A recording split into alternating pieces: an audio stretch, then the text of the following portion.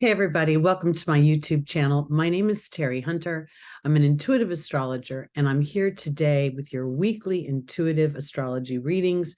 I do this by whole sign Western astrology, and I'm going by your rising sign. If you don't know your rising sign, you might want to go to one of the free birth calculators on the internet. You just need your exact birth time and location in order to get that information. Normally, I do this Sunday morning live at 11 a.m. Pacific time. But due to an event I did last night, it is the Halloween weekend here in the United States, I'm recording this today. I also intended to do a separate eclipse video, but this eclipse season has brought some very unexpected situations into my physical experience. And that prompted me to want to talk about some things that not just your normal planets, but some of the points that I have learned, and I want to incorporate that very much so in this week, because eclipse season is a series of situations that bring us opportunities through disruption, often, to demonstrate our own personal growth, evolution, awareness, whatever words you really want to use.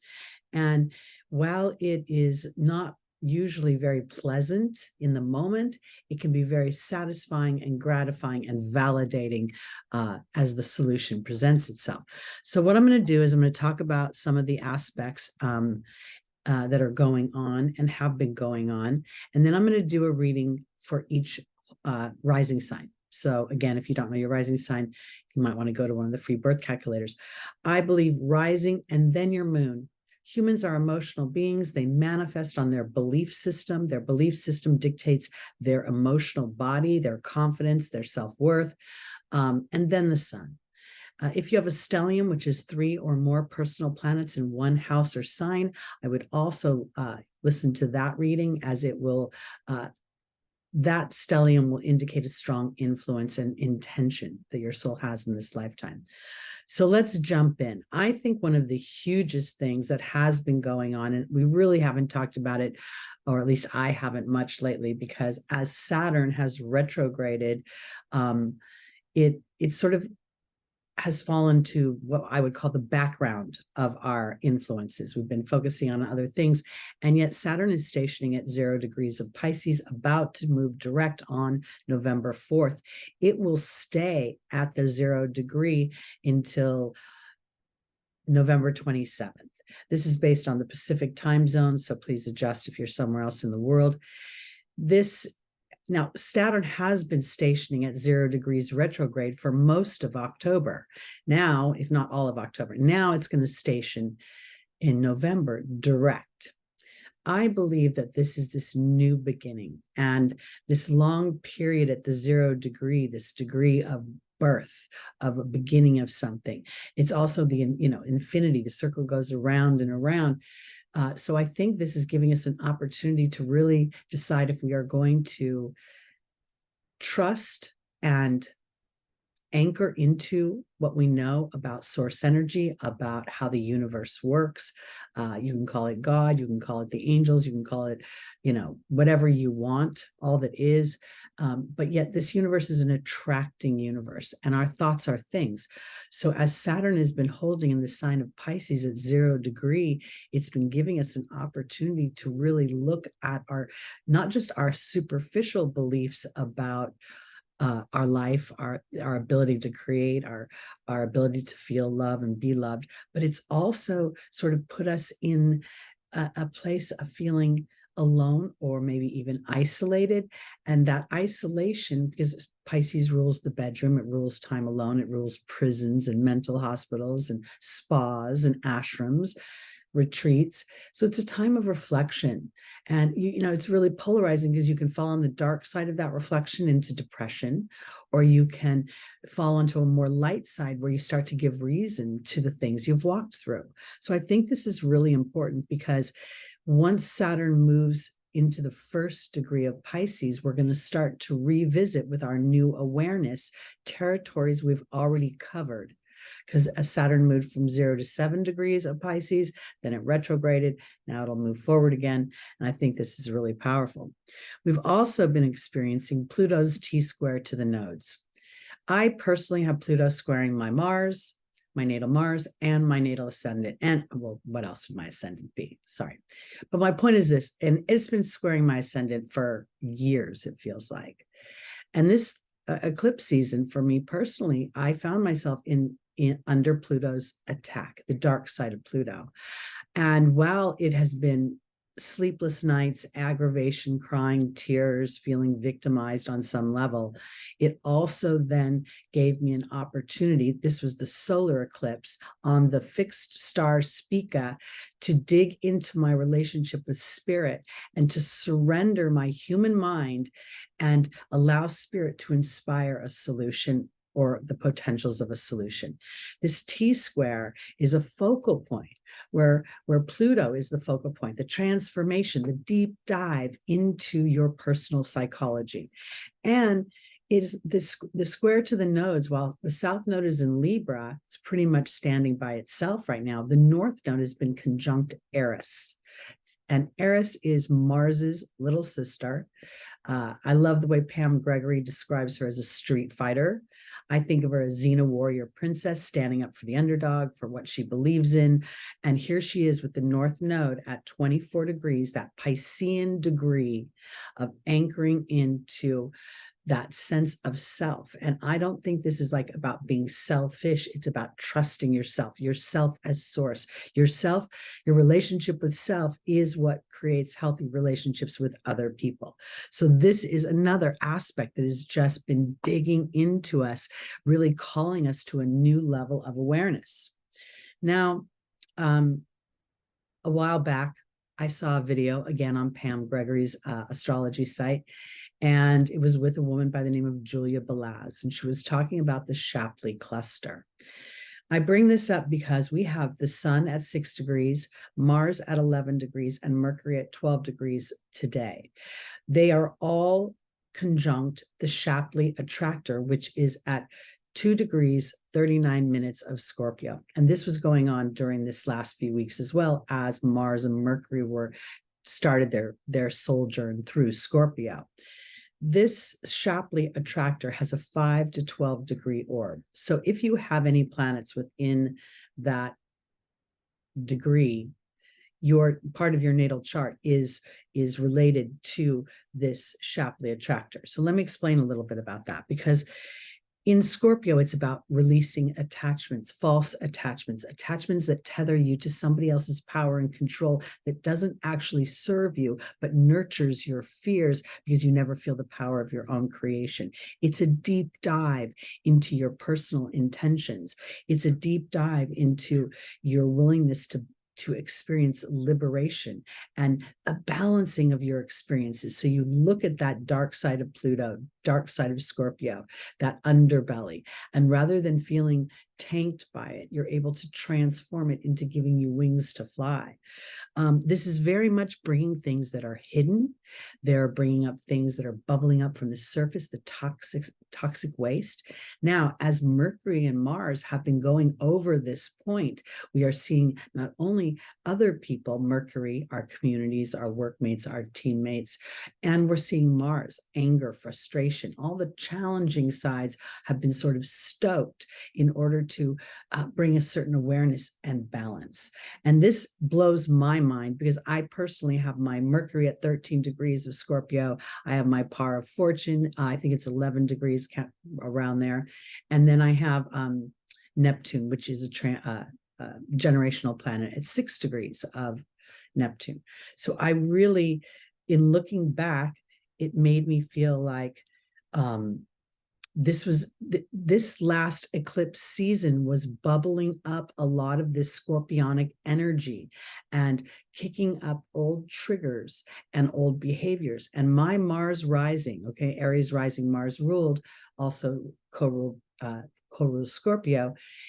There's a tendency to want to be a warrior, but in a very abrasive way. And this eclipse season tasked me to dig into my relationship again with spirit.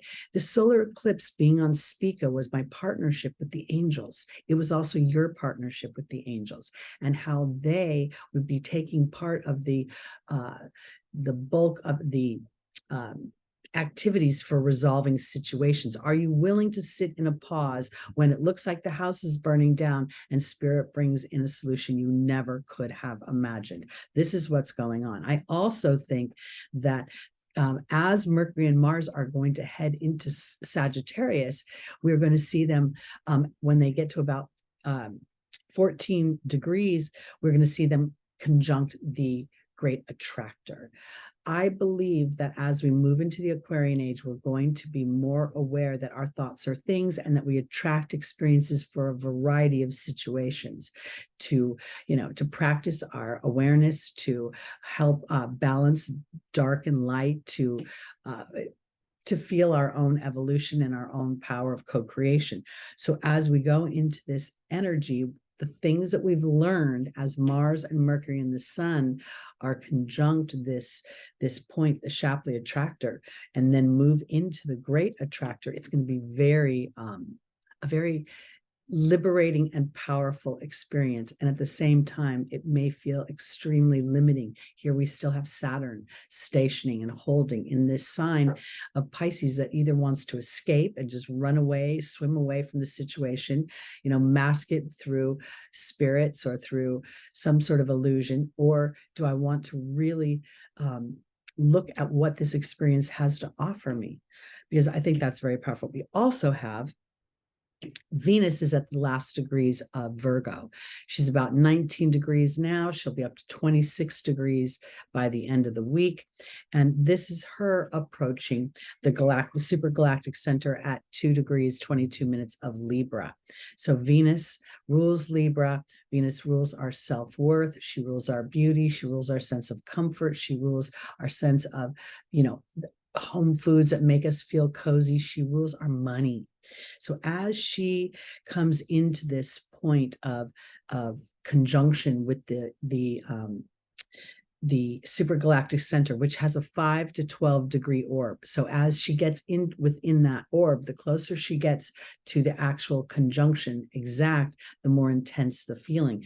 This is going to support a sense of validation, your connection with yourself as source, that your relationship with who you are, what you are, how you express yourself, where you give yourself permission to be a fabulously flawed human, where do you expect too much perfection or, instant expertise in an area. Virgo, very much the perfectionist. So as it's moving through this, you're getting an opportunity as Mars and Mercury are going through Scorpio, and then Venus is pulling up behind them at these last degrees of Virgo to really assess how you process things through your mind, through your self-talk, through, when people are stressed, they chew on the same thing over and over and over again. And while we can try to struggle ourselves into a different thought, it almost feels like a rubber band. It shoots us back over here.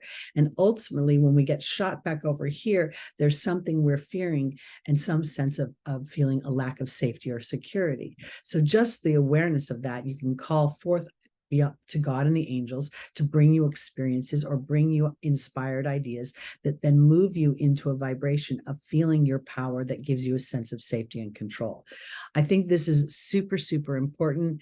The Shapley attractor, or the Shapley cluster, I should say, has 4 points. And I would encourage any of you that are resonating with this information to go check it out, because it's very much concentrated between the Libra up to the Sagittarius energy.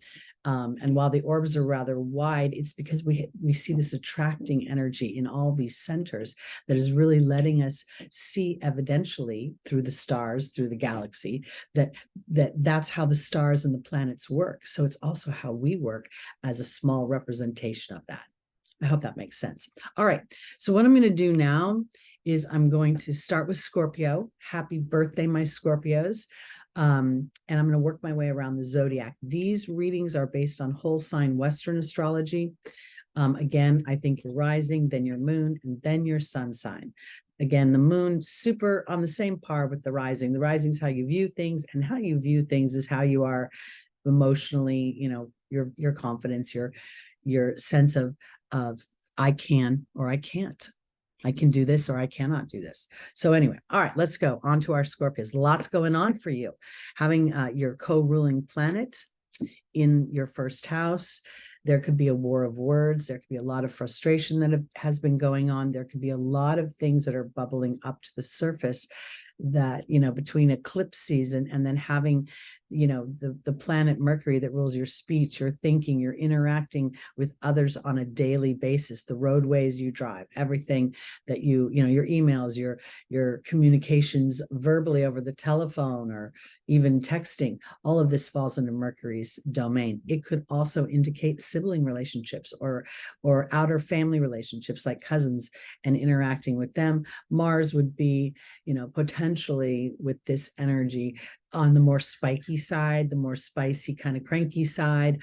And yet the awareness of that gives you an opportunity to decide if you, sort of succumb to that cranky, how will I express myself, or will I choose to be constructive in that expression? Let's start with our tarot card. For my Scorpios, we have the Justice card. This really feels quite beautiful to me. Not only does it have a Libra and fair energy, we're seeing that we have this the Sun, Mars, and Mercury within a 5 to 12 degree orb of that Shapley attractor in Scorpio, which is bubbling up imbalance, bubbling up false attachments. And it's just and fair, and it's time to incorporate those experiences for your empowerment versus your disempowerment.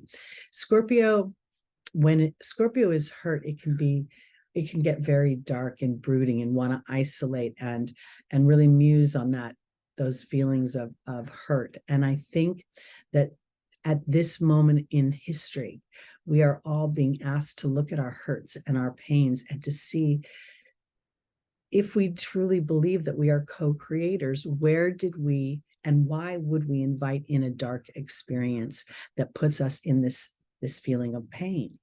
And I think when we start to dig into that, we'll see that oftentimes what appears to be a dark moment is really a divine disruption that lets you see how incredibly powerful you are and how that connection to the other side through your team, your heavenly hosts, the synergy between that supports your power. Because a Scorpio rules talking to the dead.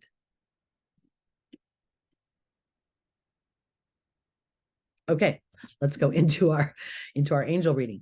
Our first angel is Archangel Raphael, offering balance. We have Yvonne, the vulnerability angel. We have Bethany, self-care, and then we have Adriana leading you to the answers to your prayers. Archangel Raphael is being joined by Merlin, justice, Yahoo. Yvonne's being joined by the burden card. Bethany is being joined by the restriction card, and Adriana is being joined by the joy card.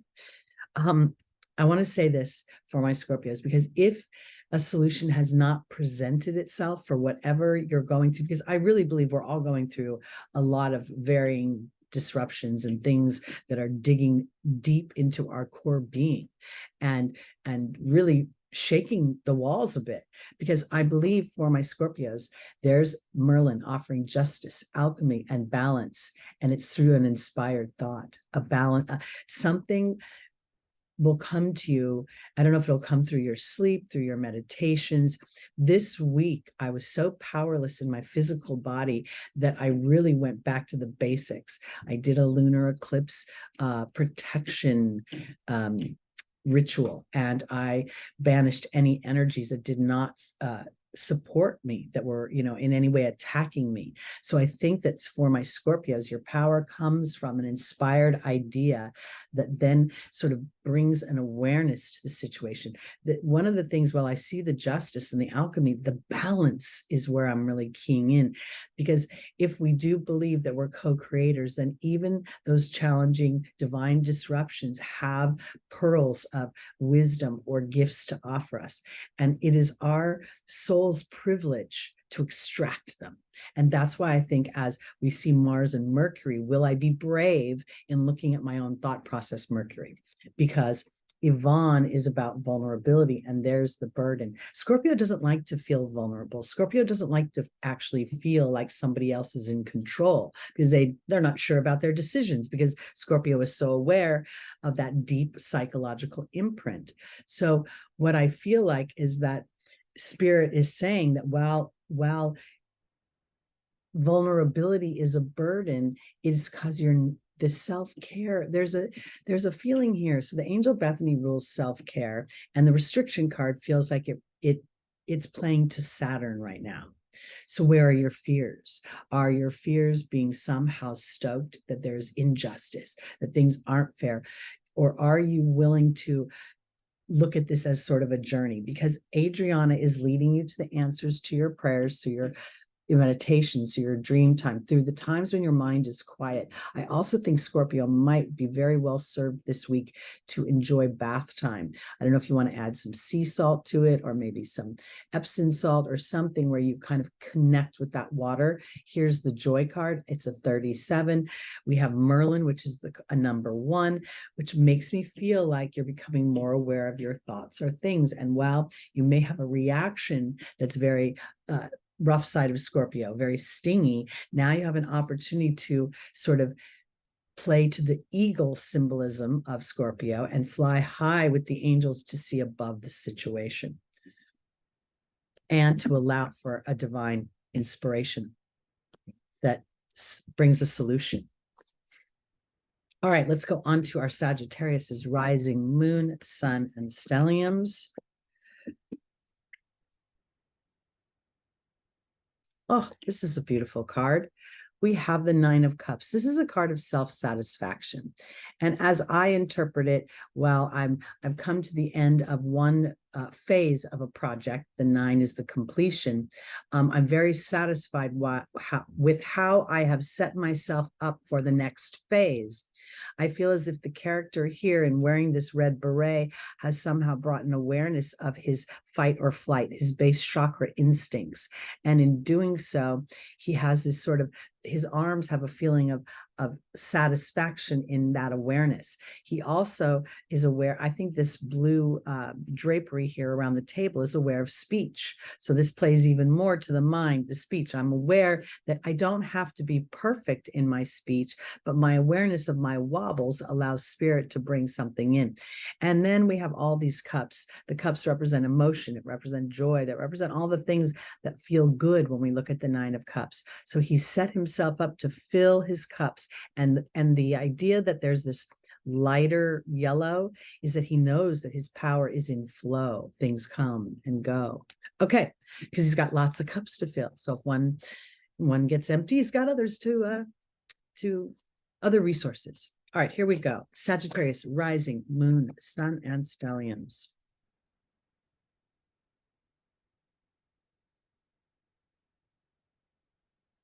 Our first angel is Oceana. The second is Indriel.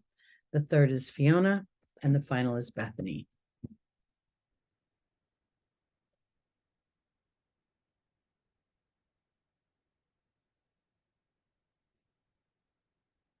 Oceana is being joined by the forgiveness card.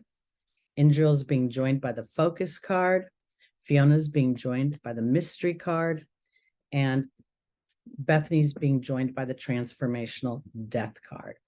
Oceana is about trusting your gut. It's almost as if when I look at Oceana, not only does she sort of represent a soul's destiny to me as she swims up through the water, we see the stars and the whale in the background, but there is this moment of her indecision.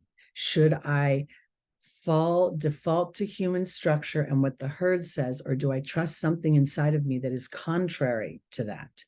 And I believe that for my Sagittarius, as well, you represent, large philosophies, religion, you represent the connection to the angelic realm, you represent legal issues, you represent the justice system, you represent business and commerce and marketing and branding and foreign travel. I mean, there's lots of things you represent. I think here you may have a feeling that is contrary to others. And your sense of satisfaction may be more in like a law of attraction kind of thing. Like you've got yourself teed up for the next phase. And this trusting your gut feels, and maybe this is where the satisfaction comes from. Maybe you have been trusting your gut, because this forgiveness card is to me a reconciliation. And personally, between the 2 weeks between eclipses was a real show for me. And I wanted to take all these roaring Martian actions. And I could feel on the inside that spirit kept saying, no, pause, do nothing right now, do nothing. Because we will inspire you into an action that will be so much better than what you are anticipating with your own human brain. Because spirit would very much wants you to focus on your connection with them this week. We have the 33, which is the master teacher number. And not only are you becoming more aware of your focus is your power. It's your superpower. Because here is Fiona saying, now that you've asked God and the angels for help, Sagittarius, be open to receiving. And this is a choice. And the 52 reduces down to a 7. The 7 feels as if it is changing my life, because when I look at the death card, I don't see a darkness, I see a light, because I'm aware that my thoughts are things and it's changing how I self-care. There are these little sayings, I'm going to go shop my way through, my breakup. I'm going to eat a pint of ice cream, whatever. Sometimes we indulge in behaviors that actually don't serve our higher vibration. For Sagittarius this week, it feels as if there is a sense of satisfaction with trusting an inner knowing that is contrary to maybe how other people perceive it should be played. And I feel like you're going to win on the backside of it. And now it's about trusting that. And that could be very much Saturn's influence holding steady at 0 degrees in Pisces on the edge of Aquarius. Okay. Let's go on to our Capricorns. Rising, moon, sun, and stelliums. We'll all be happy. Well, it's hard to say, because we say we'll be happy when when Pluto moves out of Capricorn, but who knows what'll happen when it moves into rebellious Aquarius. All right, Capricorn, your tarot card for the week is the 4 of Swords. This knight is tired. He's been to war. In many ways, he's aware of much of himself, and he's ready to give it over to God. He's ready to rest. He's come to a place of surrender.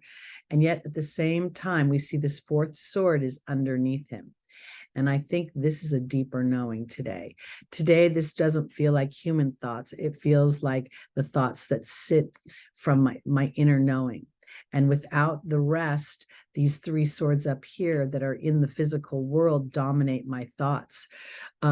When we're in any kind of battle, and the knights are always in some sort of protective service, some sort of, war with the bad guy, it is important for the ebb and the flow of not just the rest of our physical body, but the rest of our mental body.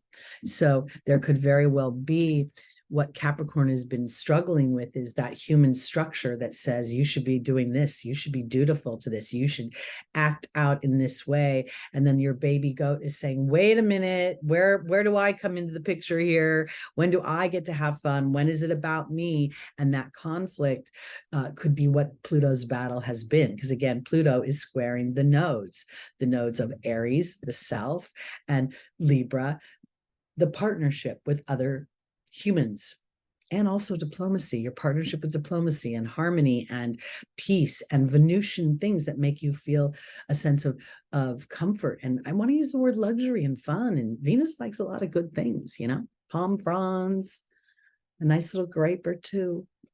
All right, Capricorn, our first angel is Daniel, the angel of history and in partnerships. Opal, you're a child of God. Ariel, new psychic and spiritual experiences are changing the way you view yourself. And Serena is the angel of abundance. And when I say abundance, I always think of resources. On the card, it talks about money, but when the human focuses on money, it instills fear, because the human will say, I need this, but I don't know how I'm going to get it. When you shift the word from money to resources, then there's sort of this question mark. It's not just money, it can be people or services or whatever. And I think it vibrationally helps you elevate versus tethering you to what you think you can see, touch, smell, taste, and feel. Okay, Capricorn, Rising, Moon, Sun, and Stelliums. Daniel is being joined by the Mystery card. Opal's being joined by the High Priestess. Ariel's being joined by the Love card. And Serena is being joined by the Partnership card. Okay. So we've got this Knight of this Knight of Swords, the Knight of Thought. When I was first learning the tarot, they used to say that the swords were strife and struggle. And I always kind of thought that was like an enemy coming at me, bringing me strife and struggle. And the more I studied, esoteric studies and spirituality and symbolism, the more I came to think that that's my own brain, my own thoughts, my own things. And then as a result of that, the characters, the pieces come in for me to have an awareness. Capricorn, where I'm going with this is Daniel is the angel of marriage and partnerships, but the history you have within them. So it's not really about the partnership, it's how you've processed it and what it's told you about yourself and your fears and your ability to be loved. And now we have the choice card. And I think what Spirit is saying for Capricorn is it's time to make a choice to rest from your story, from your, challenging story, because here is Opal saying you're a child of God, you're safe. And here's the High Priestess encouraging you to connect with the inner being, with your inner voice, with the part of you that has nothing realistic or practical about it. It is a inner feeling that doesn't have evidence in the outer world to support it or substantiate it. But that inner knowing, that inner feeling is so strong that you cannot deny it.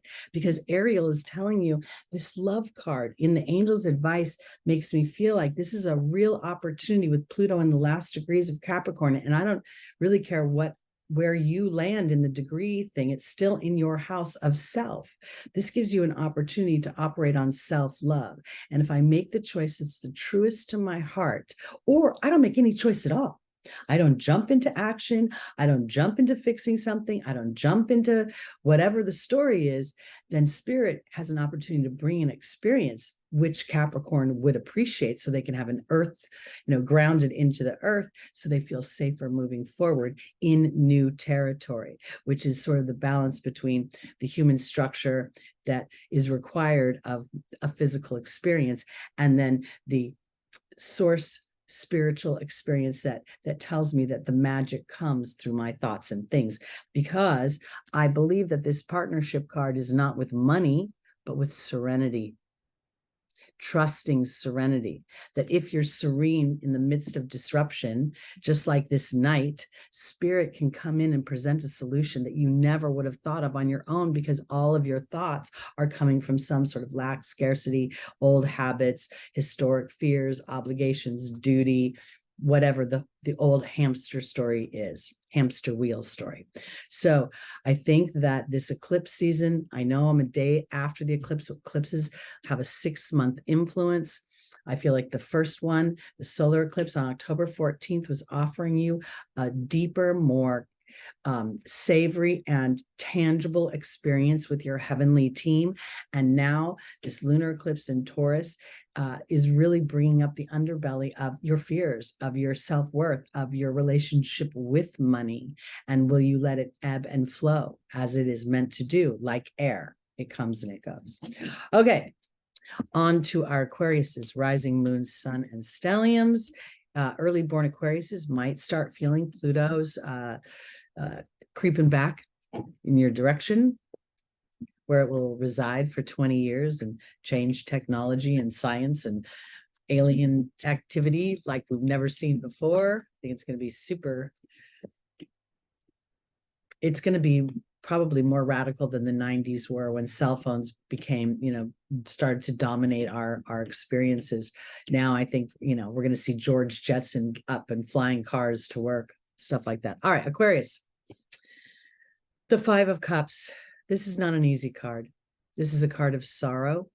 It's a card of loss. The character is focused in on what has spilled rather than what remains. And yet there is this sort of white light of illumination that is being offered.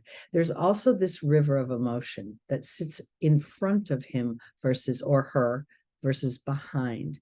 So I feel like there could be, because we also see that the green here can represent the heart chakra. The red spill can represent the base chakra as well as blood. But then this third cup, there's nothing spilling out of it at all. You don't really see anything. This indicates maybe the illusion of a loss that isn't really viable. So let's see where we're going here. And when I say viable, it could be more where when we feel hurt or we feel sorrow, sometimes we don't feel like it's valid. I don't have enough evidence to say I deserve to be this hurt or this sad or this upset about something. So we kind of bring in other situations to pump up the volume of why we're upset. And I feel like there's an illumination, there's some sort of epiphany, there's some kind of opportunity to liberate yourself when you reclaim what is versus what has spilled. All right, Aquarius, rising, moon, sun, and stelliums. Here we go. Your first angel is Chantal, the angel of romance. The second is Shanti, the angel of peace. The third is Isaiah, which is about giving birth to new ideas. And Daniel is the angel of marriage. We have Chantal being joined by the cat.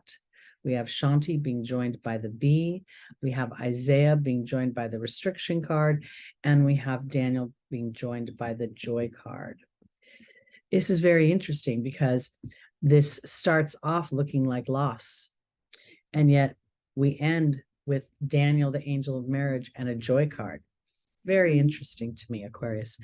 Okay, let's look and see. We start with Chantal. Chantal talks about a new romance being imminent, talks about the resurgence of a relationship. And then we have the cat. And I feel like this is 9 lives. Often the cat will represent independence and healthy boundaries. But for some reason, now I feel like not all is lost. And on some level, Aquarius is being tasked, especially I feel like Aquarius moon, to look to the future, to look to what could the next 2.0 version in some respects. And it doesn't necessarily mean that the love relationship changes as much as your perception through it does. Because Shanti is the angel of peace and tranquility and harmony. And then there's the bee, which represents good luck, but it also represents your being energy. Aquarius is known to be shocking. You rule lightning, you rule unexpected events. So, you could inadvertently rule blind sides. Here, I think that this is an opportunity to bring awareness to your being energy. And are you inadvertently focusing in on what is not instead of what is in your love life? And are you willing to give, look at that cat, it's like, am I willing to give, where's that 9th life, right? Nine lives within my relationship, because Isaiah is saying it's time to give birth to new ideas and new situations. And this restriction card feels a little bit like it's not asking Aquarius to focus outward, but to focus inward. What are those new ideas? I am valuable. What can you give birth to? That if there was some disruption, it doesn't mean all is lost. It means there's an opportunity to course correct, to be more authentic in my truth, what I need and what I want. Because Daniel is the angel of marriage, but also the history in marriage. And then there's the joy card, which is a 37, which reduces down to a 10. So I go from what appears to be loss and what appears to be wrapping up a situation, and I have an opportunity through a new perception to give life to the same situation, but with more joy. That joy card feels as if it's about looking again at what is working versus what isn't working. The laws of attraction are very simplistic in this regard. When you focus on happy things, wow, this is working out for me, then the law of attraction will bring not only thoughts that things are working for you, those thoughts will then bring experiences. The same thing happens on the other side of the stick. If you think nothing works out for me, I have the worst luck in the world, I never have good relationships, then they will, well, this, the law of attraction doesn't really bring it to you. You call it forth, frankly, with your focus. So it's not a punishment. It's not a test. It's an awareness.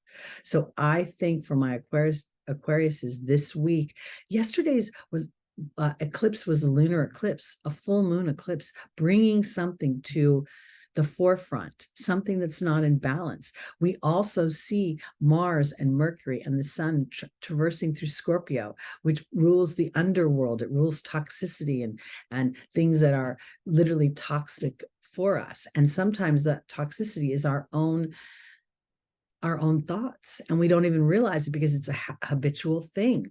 That's why we see Daniel, there's like, it almost feels like there's a conquering of a history, that you come into a new awareness, so the history starts to work for you versus tanking you, because this illumination is, I want to build on what is there, not what appears to be lost. And again, I can't help, Aquarius, but see there's 2 cups that actually have something that's spilled. The 3rd cup doesn't look like it was full at all.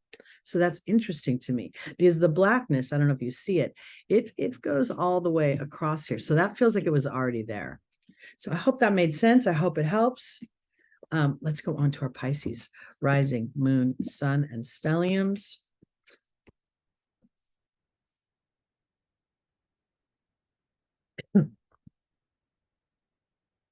Take a quick sip of my water. All right, Pisces, the beginning of new inspirations. The Ace of Wands is the Ace of Fire. This is really fun, where things start to feel as if they're popping. Now, Saturn is going through your first house. It is at 0 degrees, going to stay at the 0 degree for most of November, moving forward, been at the 0 degree for most of October. It's birthing a new opportunity for you. And I think that this Ace of Wands is giving you is offering you through spirit an opportunity to implement structure in that which makes your heart sing. So you don't necessarily have to go conquer a career, become the greatest painter, dancer, poet, filmmaker, become the greatest spiritual teacher, or the greatest, buzzhead. I say that lovingly. No, but because I feel like this is about giving birth to new ideas and putting the self first. The Ace is a 1. The 1 represents the first house. The first house is about me. And my relationship with myself is what makes my relationships with others healthy. It helps dictate what my reactions will be, or if I will react, or if I'll take conscious thought action. I hope that worked, made sense. All right, let's see where we're going with this. Because Saturn moving forward next month gives you an opportunity to incorporate everything that Saturn has made you aware of. Aurora says you're flying high right now, don't descend. Crystal says faith and hope, there's more on the horizon. Akasha is the counselor, the teacher, and Oceana is trusting your gut. Aurora is being joined by the communications card. Crystal's being joined by the spider. Akasha is being joined by the frog. And the butterfly is joining Oceana. I personally think that retrogrades start like this. You have this planet's influence moving forward, and the experiences can be jarring depending upon the planet, or very beneficial. And then the retrograde gives me an opportunity to set back and sort of absorb that experience, to cherry pick the things that really I want to capitalize on, and then, you know, be aware of where I want to put less focus because I don't want to experience so many more. So now, as Saturn's about to move forward in your first house, the inspirations that you are having can start to be grounded into the real world, because here is this communications card, and here is Aurora saying you're flying high right now. Don't descend, because you will soon inspire others by your example. I think this is self-talk. I think this is Pisces starting to become a little bit more aware of where their talk sort of trips them up and where their talk supports them. In going through this recent big, huge disruption, my mind was so stressed that I found that the only thing that brought me comfort for a few days was chanting, everything's working out better than I expected. Everything's working out better than I expected. Because again, I want to really offer Pisces an opportunity to connect with the divine, to connect with your source energy for inspiration about how to take the next action, how to communicate best. Because Crystal is saying, have faith and hope, there's more on the horizon. And then I feel like this spider is really representing, you know, having this experience, having this inspiration become now incorporated within you, where you are operating from that platform rather than old historic things. Because when the fly gets into the spider's web, it sticks. Not only does it stick, it gives up an old version of itself to give sustenance to the spider. So I believe that not only can you potentially have a better relationship with your own creativity, I also think you'll have a better relationship with your own divinity, because Akasha is the spiritual teacher and the frog is the cleaning of the emotional baggage. And for me, that's never a release, because it happened to me. I can't pretend it didn't, but I can turn it into wisdom. And the frog is good luck. Overall, brings prosperity. You go into any Asian restaurant and they have a frog with a coin in its mouth representing that. Because here, as you've trusted your gut, as you have dug deep, Pisces, into the truth of who you are, you will blossom. And what has been challenging will turn into a more beautiful situation. And it may not be because the situation outside transformed, but your perspective of it has, your personal viewpoint of it has broadened in many ways. And it could very much anchor in an awareness of fears that have expired, meaning there are fears that you've had for so long that you just default to those, and you're like, hey, wow, you know, I haven't really been poor for a while. Why do I keep thinking I'm going to be poor all the time? That's the example. All right, let's move on to our Aries rising, moon, sun, and stelliums. Lots going on in your house, as there has been forever. Thank you. I'm an Aries rising myself, because it's not just Eris traveling through Aries, and now the North Node and Chiron has been going through Aries for a while, but it's that square to Pluto. God bless America. God bless Pluto. I mean, I really do love Pluto, but sometimes Pluto is like, I'm like, back off, baby. All right, here we go. Perfect, Aries. This Five of Wands, when you first look at it, you think, oh my God, these guys are fighting. You know, they're all banging. But if you look closely, it's awkward. None of them are fighting with each other. They're just holding their thoughts, their inspirations, their fire in the most awkward possible way. I mean, even their stances are in a way that don't give them balance. I personally feel like this makes sense to me, because I have been having one way of wanting to react and then having to suffer through the awkwardness of a new way of being, which was surrendering all action and waiting for divine inspiration that at one point I didn't think was ever going to come. And at the same time, I was blocking because I didn't mean to block, but my frustration, my anger, and then my not knowing what to do had me humanly trying to seek, where is the solution? Where is the solution? Who outside of myself can provide and be a champion for me? And then I came to this awareness that it wasn't a human, it was spirit, and they would inspire me with an action. This feels awkward to me. My fire feels awkward. Now let's look at Mars traveling through Scorpio with Mercury. So while you may very well be engaging in challenging situations with others, you're also having a firestorm within your own communication center. Mercury rules my thoughts, my speech, my learning, all forms of human communications. And in some ways it can trip you up because both Mars and Mercury want to move fast. So this awkwardness may be you having to actually the waiting period so that you calm down the anger or the frustration or whatever the lower Mars energy is.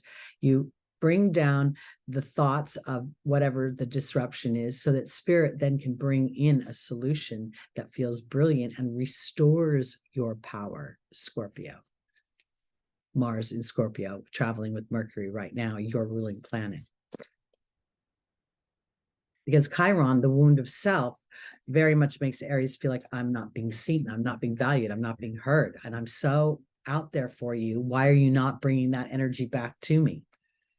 It's a challenge. Okay, Oceana is here. Our Archangel Uriel dealing with anger and frustration. Adriana leading you to the answer to your solutions. And Isaiah, new ideas, new beginnings, new ways of being a warrior. Oceana is being joined by the butterfly. Ariel is being joined by the risk card. Adriana is being joined by the burden card. And Isaiah is being joined by the spider. Okay, so I absolutely think that if you are an Aries rising and you're feeling that Pluto square, because anybody who's like from, let's say, 24 to 29 degrees of Aries is feeling the square to Pluto. And the square, I think, is tasking you to go into a deeper knowing. Actually knowing that my fire doesn't get me listened to, my abrasiveness doesn't get me what I want. And now I am aware of that. So I'm going to blossom in a new way where I take inspired action off of a gut feeling that makes absolutely potentially no sense in the real world. And through that caterpillar, while it dies, the butterfly becomes an amazingly serene energy as it floats on the airwaves, because this is actually risk. The risk here is not acting on your anger or your frustration or your unforgiveness. The burden comes from actually waiting for that inspired action. And the burden is because I want to take action, but the action would be futile. It would not actually produce the results that you want, but maybe even put you in a position that makes you look a little bit more out of favor. The Mars energy could dig deeper into those lower vibrations, because Isaiah is asking you to give birth to new ideas, that you're being protected, asking you to anchor into your relationship with spirit. I don't want to go into specifics because I just don't want to bore you along with my stories, but this disruption that I've been going through is literally my Achilles heel. And it has the power in my personal fear bubble to really pull me under. So when I was, wrestling with where outside myself will I find a champion, where outside myself will I find somebody who will listen to me and then, go get the bad guy. It was never another human. And there was a part of me that knew that. And as I had these sleepless nights and I'm struggling and I'm watching myself go back and forth between faith and fear, faith and fear, faith and fear, it was through part of that fearful experience that the solution presented itself, because the bad guy revealed something that gave me a tool, but I didn't realize the tool until I actually surrendered and I fell asleep and I woke up with an inspired idea. Because I think that the risk is actually calming down whatever injustice has been perpetrated upon you so that you can feel spirit's divine guidance. But it isn't easy for you because you're used to taking action and you're used to moving forward quickly. And that Mars-Mercury conjunction could make you move forward quickly on a short piece of information. And you actually need something deeper, something more savory that Scorpio has to offer you. And I want to refer back to the beginning of the video, because I talked about the Sun, Mars, and Mercury are conjunct the Shapley attractor in Scorpio. And that's really, false attachments, where power has dominion over us where it should not, where our fears are feeding to out of balance power. So go check that out. All right, on to our Tauruses. Rising, Moon, Sun, and stelliums. Lots going on in your house. Uranus, Jupiter, the moon, I think today is there. Well, it was there yesterday, so it's exiting. Okay, here we go. Your tarot card, Taurus, is the Empress. Oh, love it. Not only do you see Venus's rule right there, I hope I talked about Venus earlier. I think I did. I want to offer it this way for my Tauruses because Venus is in Virgo right now, which is trining Taurus.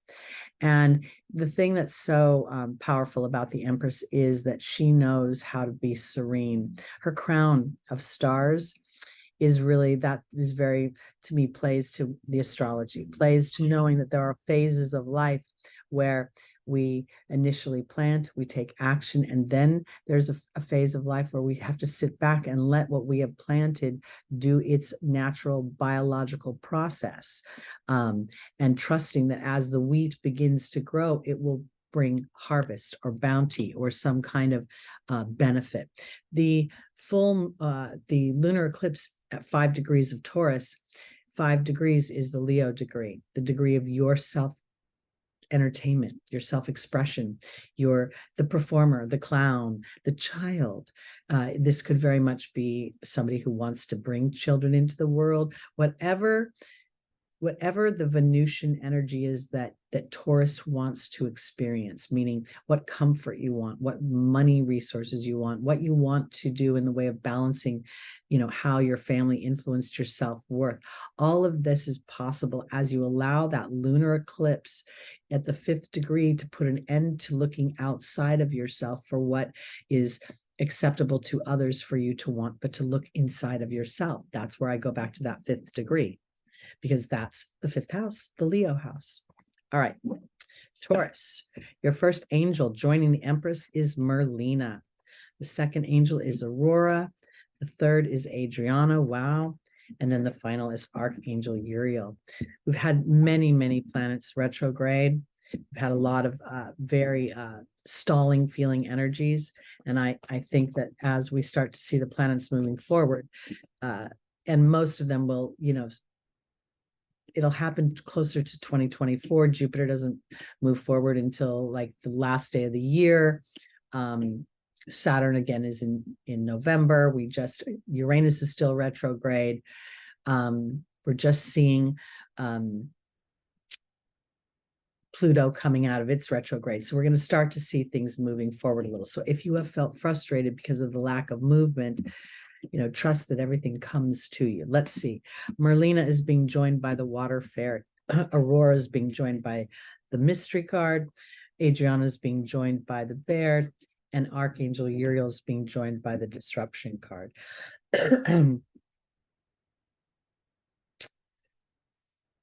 Okay, so as I look at this, Taurus rules our family history. Taurus has the memory of an elephant. I know because I'm a Taurus moon. And when somebody does me wrong, or at least my perception is they've done me wrong, I always have a little bit of an alert button around that person. So I really want to capitalize on the serenity of the Empress. The major arcana cards are of extreme importance as the Fool journeys through the human experience. So he ventures out as the Fool, then he meets the Magician, the mercurial energy of as above, what I think constantly is now below, experienced here in the physical. Then he meets the High Priestess, and she's the opposite of Mercury. She's much more Neptunian, even though she's the moon. She rules this spiritual connection with my emotional body that then dictates where my focus goes. And her awareness, if you think about the High Priestess, she has this very full bosom area, because this to me makes me feel like her heart is full. It's where the woman gives the milk to the baby. So there's sustenance, there's nurturing through the heart. This is capitalized on through the Empress's energy, because this is the next energy that the Fool meets. So the Fool meets the High Priestess, which is the connection to the other side. Now, when he meets the Empress, this is the embodiment of the High Priestess, but now in the physical form. They're not exactly the same energy, but this is the representation of how to experience the High Priestess as the Empress in the physical, by sitting back and being more receptive to things coming to me versus me, pushing on them. And Taurus may feel like it has to move forward in order to make things happen. So here, this eclipse season may very much have you really trying to find balance within your emotions, trying to extract magic and being aware more of your emotions. And the emotions may be that I'm frustrated. I want to feel a resolution, and the resolution has eluded me. But up until now, I think maybe you have not made the choice to see how you can extract wisdom from the situation, and that wisdom comes back to maybe there's something going on above me that's has the baton pass. If you think about the Empress, while this looks like some sort of scepter, we could look at her as, because it's being held up by the stars in her head, is that my mind cannot fix this, so I'm going to hand the baton to spirit and allow my strength to come. That's the yellow, my power center, from my inspirations, because Adriana is leading you to the answers to your prayers to start telling a new story. And what I think that is that the old story serves the new story. That oftentimes in hindsight, when we see a disruption, we're like, well, if that bad thing hadn't happened, it wouldn't have propelled me into this area.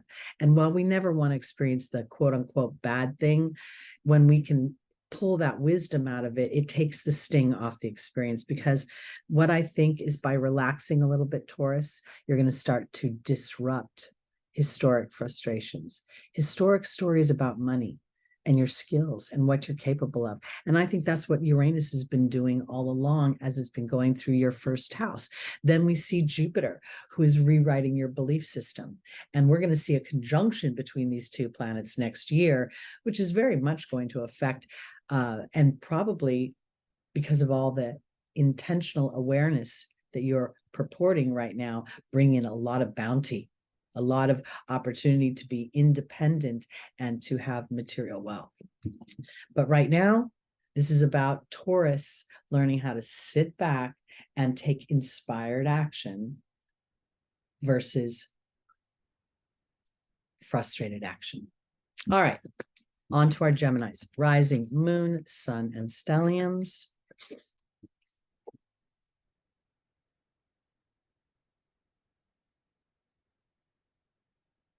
Our tarot card is the Strength card.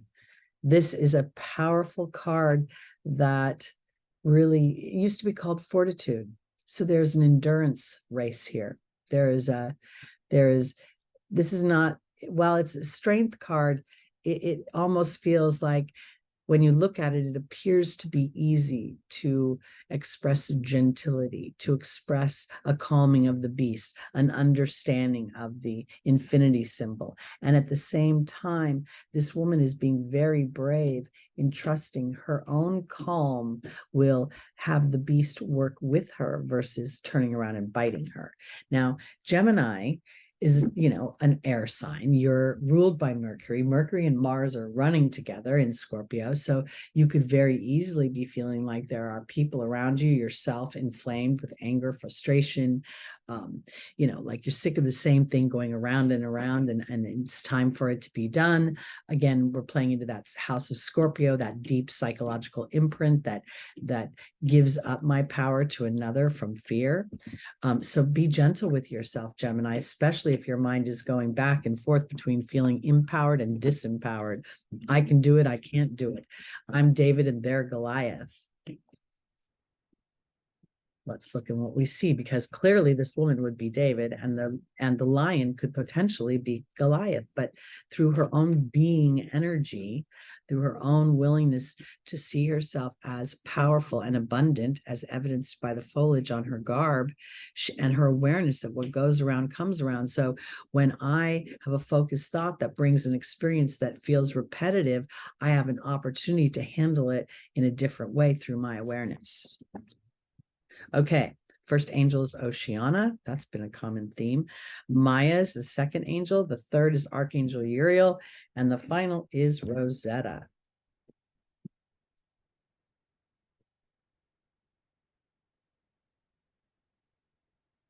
Oceana is being joined by the Fire Fairy. Maya is being joined by the Burden card. Archangel Uriel is being joined by the High Priestess. and Rosetta is being joined by the deer. I very much think for my Geminis, this is about trusting the duality between your mind and your emotions, your physical brain, which has been imprinted with experiences that actually are like a brand on a cow on a ranch. They're always going to be there. And then there's this interior emotional awareness. And because Gemini is an air sign, they usually default to intellectual emotions. And I don't mean don't have emotions. I mean, you will see that emotion of fear, and then you'll be able to extract information to support it. So here, Oceana is asking you to go into your gut feeling, to actually practice that fire of burning away the stress, the what ifs, the oh no's, the future, the story that does not work for you.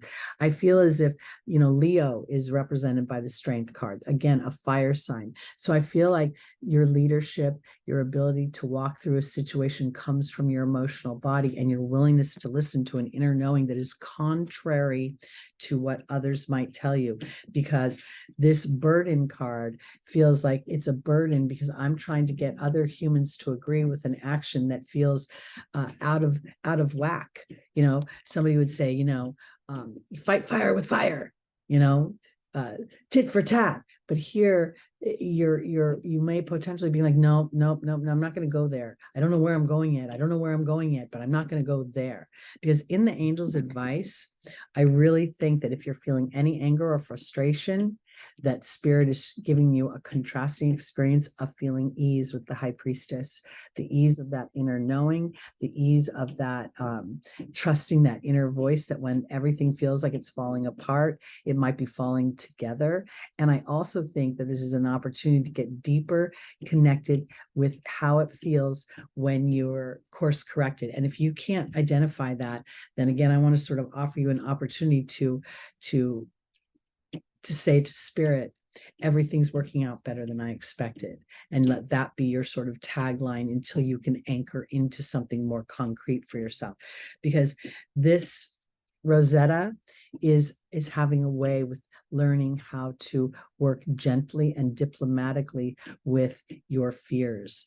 And the human experience is by nature fear-based. It is not only because we feel powerless in these human structures, but it is also fostered by other humans that we should feel powerless.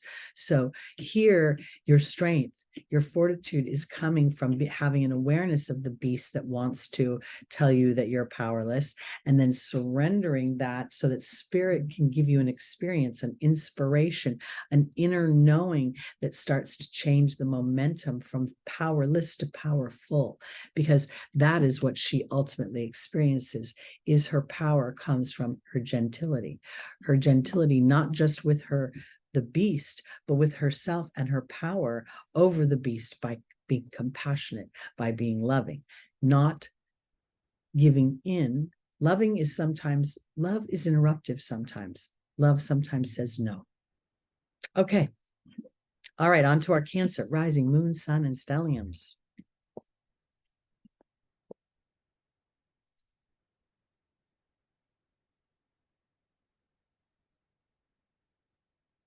Sip of my water.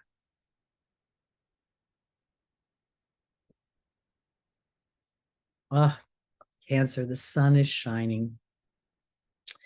The sun is a card where things grow. We see a Leo energy with the sun, but we also see this child taking his hands off of this horse. It's really a pony, which makes it even more unpredictable, but he trusts this pony, or she, whatever this little child is.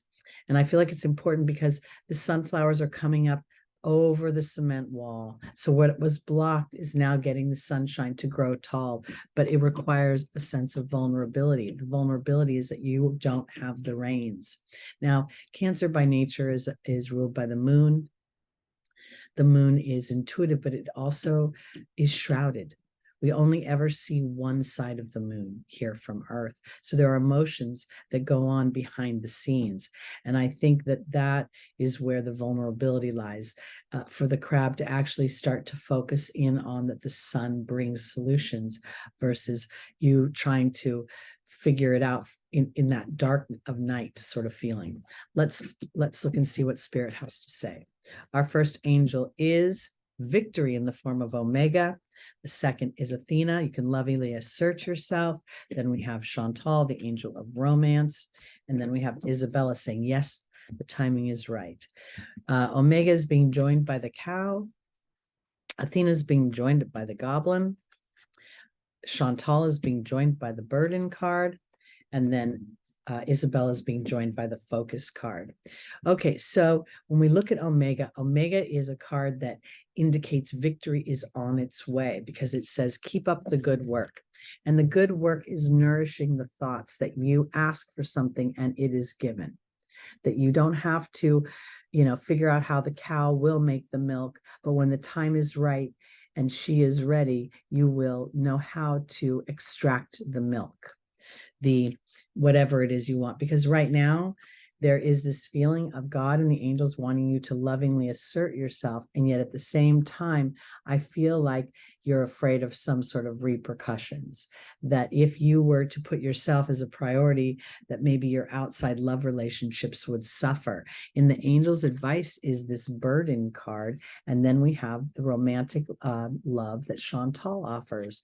And if for some reason up until now, because the sun ruling Leo rules romance, Cancer has not felt a feeling of romance or love or connection with others, then your inadvertent focus in on what has not been versus what can be is contributing to the slowdown. I can also say that about the stars. But I also want to offer that as you are moving forward, Cancer, as you're contemplating how love feels, how do you feel nurtured in love? How do you feel supported, safe, secure, valued, and cherished? Because that's what Spirit wants you to focus in on, not the journey you have taken. Yes, Isabella says, yes, the timing is right for this new venture. A happy outcome follows your focus. Your focus on what you really want, which is love, which is connection, which is mutual support, exchange of energy. And that is exactly where the victory comes in. But if you go back and you look at where you've been, you'll start tripping yourself up. Basically, everybody hopes that there is their soulmate out there, that one person that sees you for who you are, that trusts you, that sees the better part of you versus the challenging part of you. If you don't see that in yourself, how does the law of attraction allow that to come in? Because the law of attraction is very much like a computer. Whatever you put into that search bar is what you're going to get out. And while oftentimes we may misspell something and it gives us an opportunity to course correct that, you'll see that, did you mean to search this? Oftentimes in the human brain, we don't see that. We think we're putting in something we want, but we don't see the underbelly of fear that's blocking. And that's where I go back to the sun, Mars, and Mercury on the Shapley attractor, illuminating the falsehoods, the disempowerment, the feelings of futility, the feelings of toxicity, the forces that feel like they're working against us versus for us. All right. So this week, very much Cancer is being offered an opportunity to be aware of their focus. And through that awareness, there will be victory and evidence of that victory, physical evidence, because words don't teach, experience teaches. All right, Leo, an incorporation of wisdom and the celebration thereof. This Three of Cups is, we see them raising their cup. They're dancing within what they have grown, what they're about ready to harvest. This has a very fall feeling to it. But this card also represents wisdom and the phases of life, the naive young woman, the more maternal, mature, nurturing, and then of course the wise woman as she ages. So there's a celebration of that. Let's look and see, Leo, where we're going with this. Where are you incorporating the wisdom? Because Venus was going through your first house for 4 months, almost 5 months. So she very much would bring up your creativity, your ability to feel love and to love, your feelings of value, your feelings of seeing actual an exchange of money coming in. So our first angel is Akasha, the teacher, Leo. The second is Ray, your connection with your team. Oceana, getting in touch with your truth. And then Rosetta, it's about children. And I always kind of think when I'm talking to a large group, this is about your inner child. Akasha and Merlin are joined together. Ray and the Truth card. Oceana and the Stag. And then the High Priestess joins Rosetta. I very much feel for my Leos that this is about taking leadership through all you've been through. And when I say leadership, it doesn't mean that you're trying to teach other people or turn towards them and say, look at my journey and benefit from it, as much as it's sort of this serenity, that there's an ebb and a flow, that there is something that comes we cannot experience balance truly unless we experience both ends of the stick. And that's where I feel like Akasha is not saying that you are a spiritual teacher per se, but that you have been going through a spiritual teaching of understanding how something is alchemized. I used to use the analogy that alchemy to me is akin to the coal going into that pressurized situation and becoming a diamond. And the diamond is a multifaceted light reflecting stone.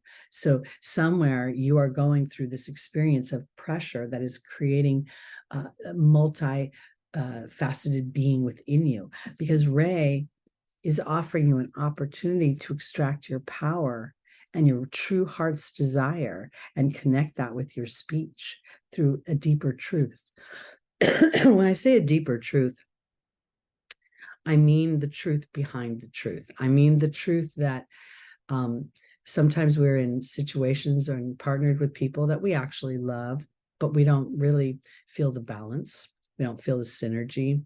We feel like, well, you know what, there's a roof over my head and a nice car in the garage and there's food on the table. And so this is good. This is good. Don't ask for too much. Now, Leo, that's not really your style. Leo's like, I want it all. And so I feel like the angels are saying that deeper truth is, I want it all. And I came here to experience it all. And I know that I'm a soul. And in that soul, being the dominant energy of who I am, a large part of myself resides outside of this physical apparatus. So as I connect with that inner child that represents that possibilities, things start to become more fruitful. Things start to become more, it's funny to see that the High Priestess here, while she represents discernment and a connection to my intuitive body, here it feels about how when I connect, I'm actually learning that I'm creating in the physical world, because we're going back to harvesting something. Something has come to fruition and I'm celebrating it. And I think what you're celebrating is the potential of what you can create for yourself versus what you might have inadvertently looked to the audience to validate before you actually created for yourself. Just saying. All right, let's go on to our Virgos. Rising moon, sun, and stelliums. Venus is in the house. Venus is practical in Virgo. She likes to show her love through acts of service, but she's also approaching a very powerful point as she's moving through Virgo. She's approaching the supergalactic center. And that supergalactic center is a point that is opening up and illuminating our relationships with ourself, that then are the platform, the foundation for our relationships with others. So when you see any personal planets within 5 to 12 degree orb of the supergalactic center, you're seeing an opportunity to have self-love, to see yourself as the source of your material wealth. And that's very, very empowering. And I want to mention that the closer the orb, the more intensely this is felt. And if you have any personal planets within 5 to 12 degrees of the supergalactic center, this is indicative of a soul's mission. So Virgo. Oh, sorry, I forgot your tarot card. The Tower, epiphanies, sudden change. The lightning bolts that actually topple the crown. And when I say that, I mean that the crown is not your personal crown, but the crown of obligation, the crown of human structure, the crown that is the boss thing you might be enslaved to, the thing you might be obligated to, the thing that is, it feels very Saturnian. Okay, so let's Virgo. Saturn is opposing you. And if you're an early born Virgo, you're feeling it strong. So this may feel as if something is about to blow. Let's see where we're going with this, because it could very well be something inside of the way you think. Mercury rules Virgo, but Uranus rules the higher octave of Mercury. And so there could be something going on there. Let's see. Our first angel is Archangel Raphael, offering epiphany. Sonia is your team on the other side. Caressa is saying you're coming to the end of a life cycle. New happiness awaits you. And then there's a call to connect with spirit through Ray. Archangel Raphael is being joined by the butterfly. Sonia is being joined by the wind fairy. Caressa is being joined by the goblin. And Ray's being joined by the death card. I absolutely think that this is Virgo transforming from that feelings of being enslaved to duty, to process, to what is practical. You know, Virgo is the type of energy that will get all the chores done before they let themselves have fun. They're going to take care of the daily activities that are required to hold to be a productive and upstanding citizen on the planet. And I think maybe that's where the Tower comes in. And it's like, you know what? There's only so many days in the week. And if I don't carve out some time for me, when will I ever feel that? Because Archangel Raphael is offering some release of your mind through an epiphany. And this feels like a blossoming, the butterfly, the starting to look at life from a more, where do I serve myself? How do I allow myself to feel a sense of ease and flow? One of the things I've wanted to support in the Virgo energy is the Virgin itself. The Virgin is no experience. The Virgin is discovering and exploring things, but that is lost in the slavery or in the duty that Virgo represents in modern astrology.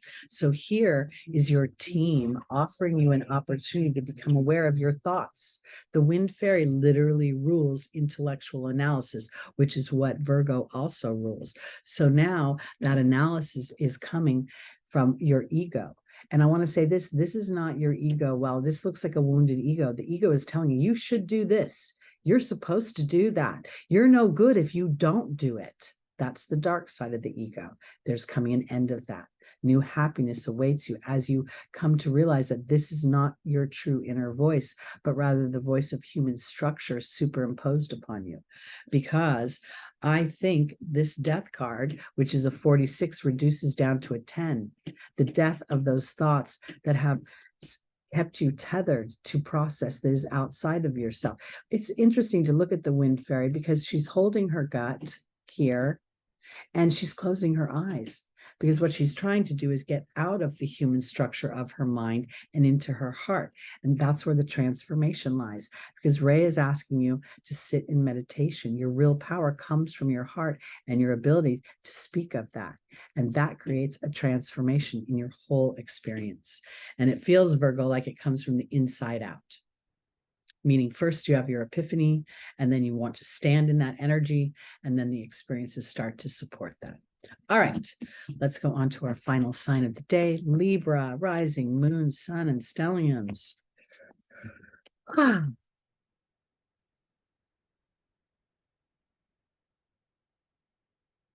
Libra, your card is the Ace of Swords.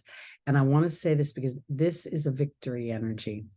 This victory crown, the foliage coming from it is all feeling very much as if you have found a certain amount of balance within your mental body. And I say that because when I look at the ground here, it's in the higher vibrational colors of the chakras up here. You know, your third eye and your crown chakra very much encompass the colors of the purple and the white light. So it feels as if you have had something that has come through. And I personally can say, absolutely. I said to Spirit over and over again, I'm waiting to take action on your inspiration, in your inspired thought. And it came in the middle of my sleep. And I think it's because it couldn't come through in my conscious mind because I was so full of worry. So let's see where we're going, Libra, because it's the beginning of a new year for you. Vanessa, will you make your decisions based on faith or fear? Isabella saying, yes, the timing is right. Tranquility is being offered through Shanti, the angel of peace. And there's Ray once again connecting to spirit. This very much plays to the idea that we had that solar eclipse at 21 degrees Libra on Spica, the voice of angels, the star that brings benefit and wealth and bounty as a result of the connection you have to your team, because you come from a different vibration as you walk this earth. Vanessa is being joined by the Baird. Isabella's being joined by the Fear card. Shanti's being joined by the Spider. And the final card is the Mystery card joining Ray. So very much Vanessa is offering you a new story based on faith versus fear. And this is an awareness of the opportunity to tell two stories. So Libra, you're really sitting on that seesaw of balance where your thoughts, you have an awareness. And while you don't, there's no need for perfection. Simply the awareness that you have a thought that isn't supporting the experience you want to have will start to unravel that momentum. Because here, yes, the time is right to start to see fear as an empowerment tool, to take what is there and know that as you're aware of your fears, you are literally Luke Skywalker in that cave battling Darth Vader. And rather than trying to squelch and extinguish your fears, you're now transforming them into how can they empower me? Because here, this is where you become aware that if I'm too passive, I'm not serving myself. And if I'm too aggressive, I'm not serving myself. So there's a balance that brings tranquility. And I feel like this is evidenced by this lion right here, who's not roaring at all, but yet has the power if he needs to use that power. And you have the power of the sword, Libra. And here is this opportunity to feel that peace at a deep level, because once it comes in, it sticks into the web, sticks into your experience. Because as this plays out, you keep making the choice to connect to your oversoul, to connect to your team. And that is what is leading you through whatever you're walking through. Libra is being squared by Pluto. And if you have any planets at late degrees of Libra, it's literally like the boogeyman is trying to get you and disrupt your Venusian peace and joy and the beautiful things you've created for yourself. And I think that this is where Libra could either default to passivity and be stepped on. You could potentially get warrior-ish, depending upon what planets are, firing you up, both in transition and in your natal chart. So here's really an opportunity to play with the seesaw of balance and the awareness of your mind. And as you have an awareness of a fear or a trepidation, then you call upon your guides and your angels to give you an experience to support a new version of what you want to live. All right, you guys, this is just, it's a really, I think it's like really dense, the energies. I mean, I never in a million years thought I would walk through these last couple of weeks the way I have. And yet at the same time, if everything plays out the way Spirit has sort of shown me, it's really going to be a very powerful exercise, not just for me, but for others. So, do your best to be gentle with yourself. Saturn's kind of kicking our butt. The T square to the nodes continues to kick our butt. So it's not really about how, extinguishing the storm. It's about how we walk through it.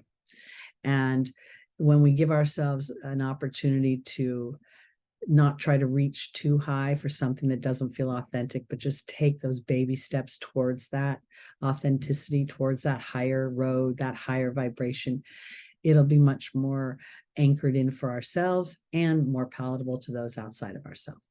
All right, that's it for me, Teri Hunter. I will try to not have my personal life get so interruptive with my videos, but I'm doing my best. So thank you. Please like, please subscribe, share, comment. I do read all your comments. I appreciate all your support. And I'll see you next Sunday live at 11 a.m. Pacific time with more intuitive readings. Peace out, everybody.